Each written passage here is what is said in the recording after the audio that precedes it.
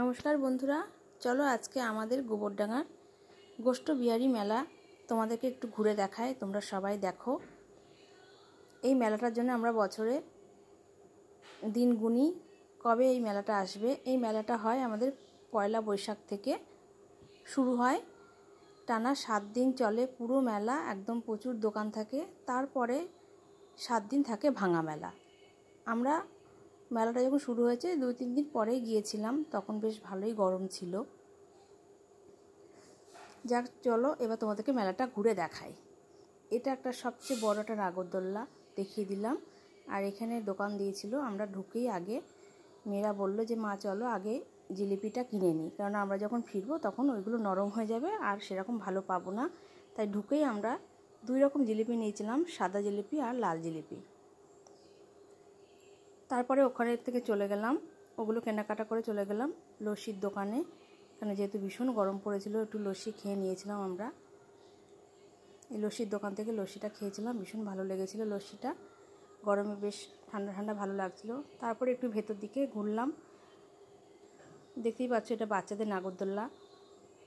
প্রচুর দোকান, cup plate, কাচের জিনিসপত্র, ভীষণ সুন্দর জিনিসগুলো।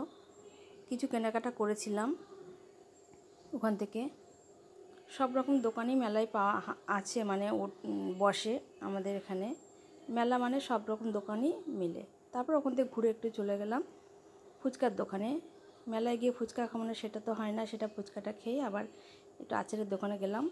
আচারের দোকানে আচারগুলো দেখে আসলাম, কেনাকাটা করিনি আচারটা। তারপরে গেলাম এই ফুলের দোকানে। ফুলগুলো দেখুন কত সুন্দর, প্রচুর ভ্যারাইটিস ফুল। তারপরে দাঁড়িয়ে থেকে একটু এই নাগরদোলাটা দেখছিলাম, কারণ নাগরদোলায় আমি উঠতে পারি না, মেয়েরা উঠেছিল, সেটাও দেখাবো।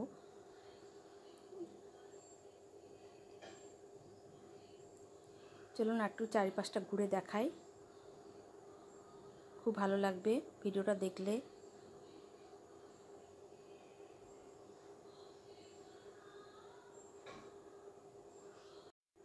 চলো এবার একটু পাপড়ি চাট খেয়ে আসি। এখানে অ্যানাউন্স করছে রাজস্থানি পাপড়ি চাট 80 টাকা প্লেট।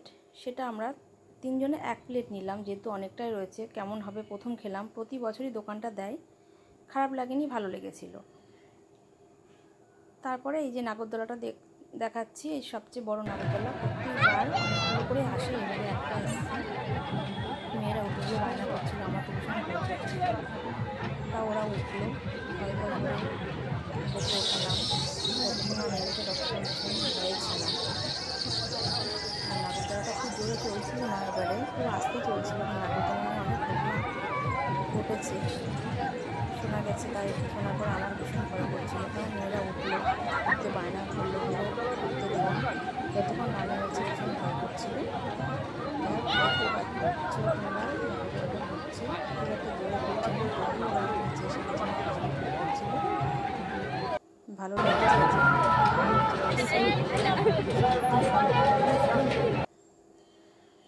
তারপরে চলে এসেছিলাম একটু গজার দোকানে।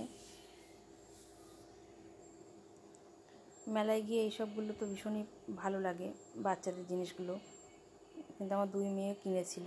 এবার চলে গেলাম, সব কিছু কেনাকাটা করে ঘুরে ফিরে চলে যাচ্ছি বাড়িতে টোটো ধরে। কেমন লাগলো ভিডিওটা সবাই জানিও, সবাই ভালো থেকো।